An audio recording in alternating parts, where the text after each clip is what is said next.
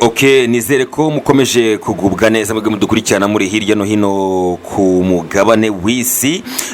Nguha ikaze nagarutse muri gahunda yacu ya breaking news, ni gahunda y'amakuru agezweho, amakuru ya politike, diplomasi, n'amakuru tukuzana no kuri AM TV show ndetse na Gasabo News 24. Nagarutse dore inkuru tugiye kuganiraho muri aka kanya. Turerekeza ku nkuru kuvuga mu gihugu cy'u Burundi aho perezida w'iki gihugu General Neva cyangwa se Ndayishimiye Evariste ngo ashaka kuza mu Rwanda kugira ngo asabe imbabazi mu ibanga rikomeye. Mugero umwuka ukomeje kuba mubi hagati y'u Rwanda n'u Burundi. Amakuru yizewe agera ku bitangazamakuru atangaza ko perezida Evariste Ndayishimiye ateganya kuza mu Rwanda mu ibanga rikomeye agamije gusaba imbabazi no gutangira inzira nshya y'ubwiyunge hagati y'ibihugu byombi. Ibi ngibi ni amakuru y'ubutasi atugeraho atangajwe nyuma y'uko mu minsi ishize uyu mugabo yongeye kwikoma u Rwanda avuga ko mu by'ukuri afite amakuru y'uko u Rwanda rufite umugambi wo gutera igihugu cye hifashishijwe abagize uruhare mu ihirikwa y'ubutegetsi muri 2015. Ibiro akaba yarabigarutse mu kiganiro yagiranye n'umunyamakuru wa televiziyo France 24 mu cyumweru ugishize. Iyi niyo nkuru tugiye kwibandaho mu makuru yacu ya kabiri yo kuri uyu munsi. Reka dufatiye akaruhuko gato katarambiranye, asigaye tugaruke mu makuru ku buryo burambuye. Nguhaye ikaze muri gahunda yacu y'amakuru n'amakuru yacu ya kabiri yo kuri uyu umunsi. Gusa nimba uri mushya hano nagushikariza gukora subscribe cyangwa se sabone kugira ngo uba mu bambere bagerwaho n'amakuru ndetse n'ibiganiro tugutegurira umunsi ku wundi. Nimba kunze ibiganiro byacu bisharinge bigere kure hashoboka, byoreze inshuti zawe nabo basabe babyoreze inshuti zabo kugira ngo turusheho kunguka umuryango mugari wa AM TV show ndetse na Gasabo News 24. Ushobora kudusangiza ibitekerezo byawe muri gahunda yacu y'amakuru ujye hasi muri section ya comment bitewe n'inkuru dutangaje cyangwa se twakugejejeho, wajya hasi muri commentaire ugasiga igitekerezo cyawe ase twagisangiza abadukurikiye. Reka nguhe ikaze nkubwira ko nimba ufite event, turaba photographer babigize umwuga, turaba videographer babigize umwuga, tugane tukorere amafoto meza, tugane tukorere amashusho cyangwa se video nziza asigaye bigufasha kujya wibuka ibihe wanyuzemo amateka. Ni byiza kwibuka. Reka rero twinjire mu mwandiko wacu nyirizina, twinjire mu nkuru yacu ya kabiri nkuko nabikubwiye. Ngiye mujye kubana muri gahunda y'amakuru twa Besa Etienne. Reka iyi nkuru yacu tuyambuke. Reka inkuru yacu dukubitire mu gihugu cy'igituranyi cy'Abarundi. Muri gihugu cy'u Burundi hashize igihe hari umwuka utari mwiza hagati y'u Rwanda ndetse n'u Burundi. Ni mu gihe igihugu cy'u Burundi gishinja u Rwanda ko rukorana n'umutwe urwanya ubutegetsi bw'u Burundi, umutwe wagize kugerageza gukora kudeta mu Burundi witwa Red Tabara. Naho u Rwanda rugashinja u Burundi kuba muri Kongo mu mirwano rurimo gufatanya na leta ya Kinshasa bakorana cyangwa se bafatanya n'abarwanyi ba FDLR. Ngira ngo rero inkuru itugezeho nuko mu gihe hashize igihe hari umwuka mubi bikajya naho ibihugu byombi bifunga imipaka. Ubu ntago umupaka w'u Rwanda n'u Burundi ari nyabagendwa bitewe nuko ibihugu birebana ayingwe. Noneho amakuru tugeze aremeza ko perezida Ndayishimiye w'u Burundi mushaka kuza mu Rwanda kugira ngo asabe imbabazi mu ibanga. Ese mama izi mbabazi araza kuzihabwa? Ese baraza kuganira ku meza mwe na perezida Paul Kagame w'u Rwanda bagani asabe imbabazi? Ni mugero mwuka ukomeje kuba mubi hagati y'u Rwanda n'u Burundi. Amakuru yizewe agera ku bitangazamakuru atangaza ko perezida Evariste Ndayishimiye cyangwa se General Neva ashobora kuza mu Rwanda mu ibanga rikomeye agamije gusaba imbabazi no gutangira inzira nshya y'ubwiyunge hagati y'ibihugu byombi. Ibiro bivuzwe mu gihe Repubulika ya Demokarasi ya Kongo iri mu rugendo rwo gushaka umuti w'intambara n'ibibazo by'umutekano bimaze igihe biyogoje Uburasirazuba bw'igihugu, ndetse ikaba imaze kwerekana ubushake bwo gukorana n'ibihugu by'ibituranyi harimo n'u Rwanda.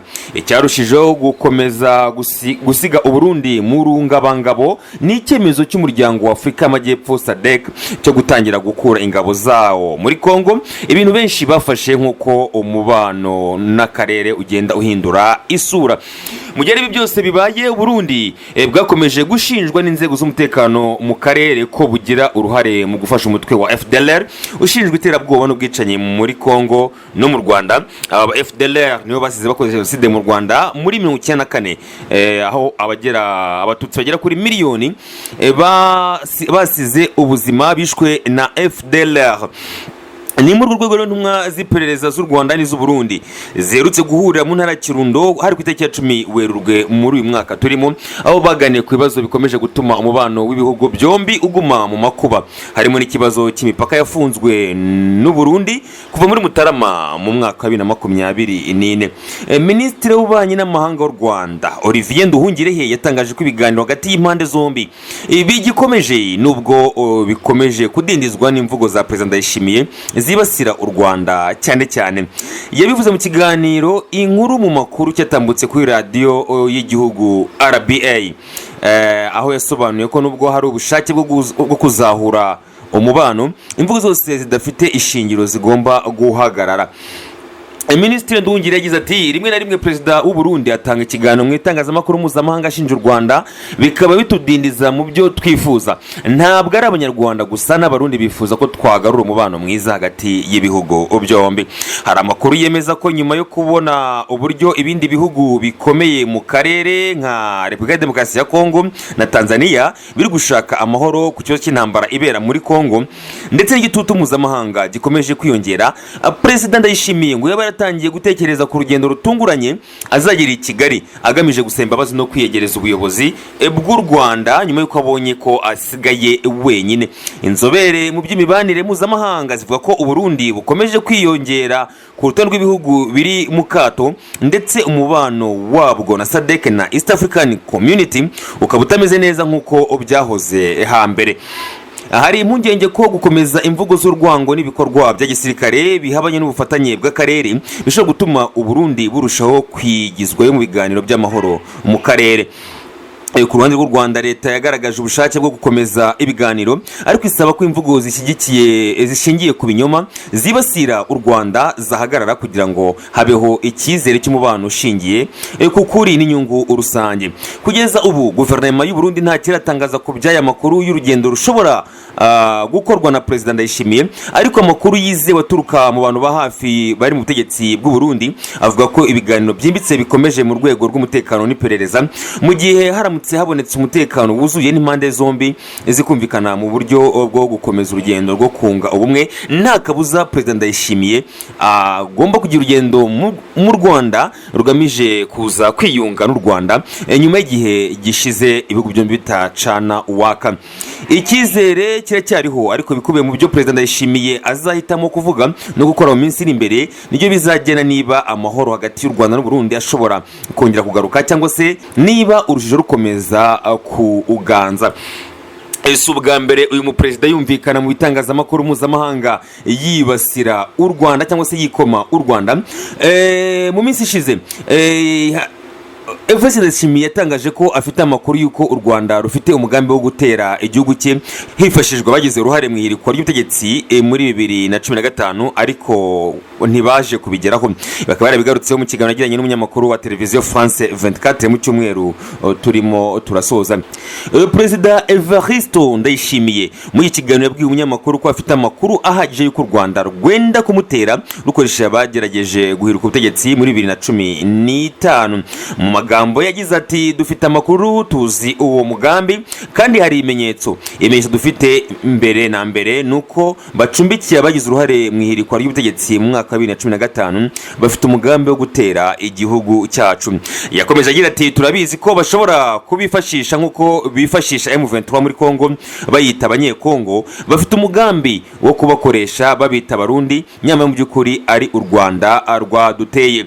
Ahangaha President Ndayishimiye Evariste yanagaragaje uriya munyamakuru wa France 24 ko bateye mu ngenge no kuba u Rwanda nta bushake rufite rwo gushyikiriza u Burundi bari yabagejeje guhirika ubutegetsi bwa President Nkurunziza washyikirizwa ubutabera. Gusa agaragaza ko mu gihe intambara izaba yahagaze muri Kongo bizagora u Rwanda guhita rutera u Burundi. Perezida Evariste Ndayishimiye avuga kandi ko bazakomeza kuba maso kugeza igihe bazabonera ibihamya by'uko u Rwanda nta mugambi mubisha rufite ku Burundi. Ibyo abikoze mu gihe kandi mu kwezi gushize ubwo yajyanaga ikiganiro na BBC yavuze ko afite amakuru y'uko u Rwanda rwenda gutera igihugu cye, ariko icyo gihe aburira u Rwanda ko nirushima gutera i Bujumbura runyuze muri Kongo nawe azatera i Kigali anyuze mu Kirundo. Umubano w'u Burundi n'u Rwanda wajemo agatotsi mu mpera z'umwaka ushize ubwo iki gihugu cyarushinjaga guha ubufasha umutwe wa Tabara urwanya ubutegetsi bw'Igitega.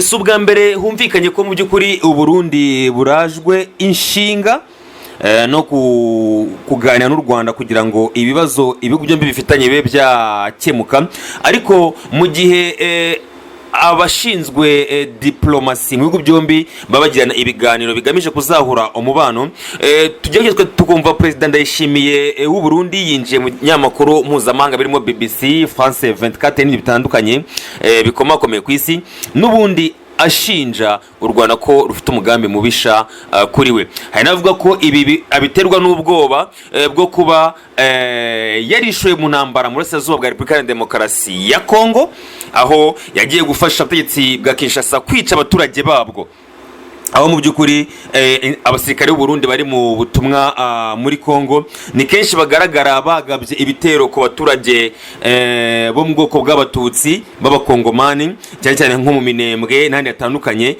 bagafatanya na leta cyangwa se n'ingabo za leta kubagabaho ibitero bakabica. Ibi rero Ndayishimiye afite ubwoba bw'uko mu gihe cyose M23 yaba imaze gufata agace ka Uvira bashobora no kumurasa, cyane cyane ko kuva i Buvira wekeza i Burundi atari kure cyane. Rero kabiri mutera guhora afite ubwoba kuko nawe yemeza ko u Rwanda ruri muri Kongo ariko ruri kurwana ku ruhande rwa M23.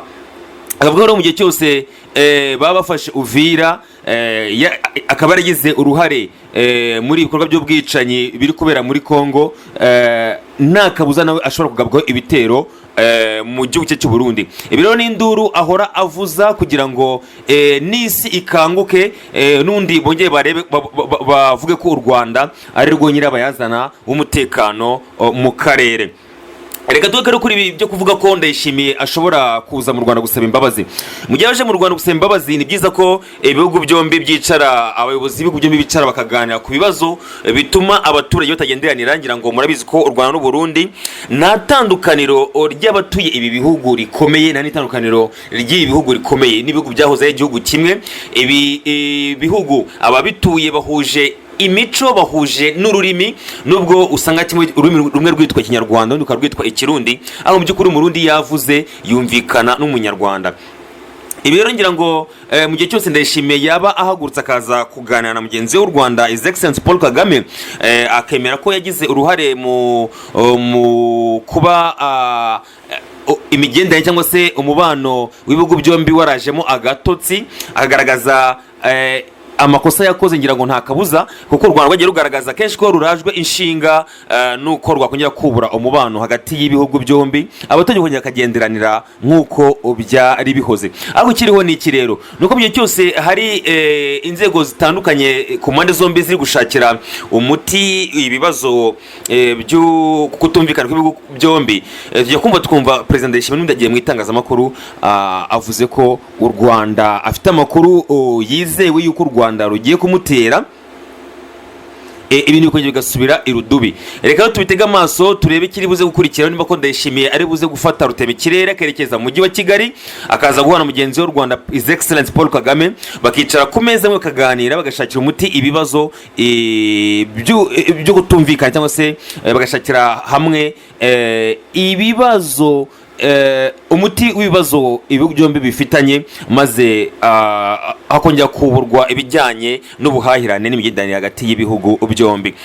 Reka ngushimire cyane wowe wabanye natwe muri gahunda y'amakuru. Uyu ni umusozi wacu w'iyi nkuru. Inkuru ngizina akagaruka hano kuri AM TV show na Gasabo News 24. Reka ngushimire cyane. Shalom. Ngushimire cyane. Shalom.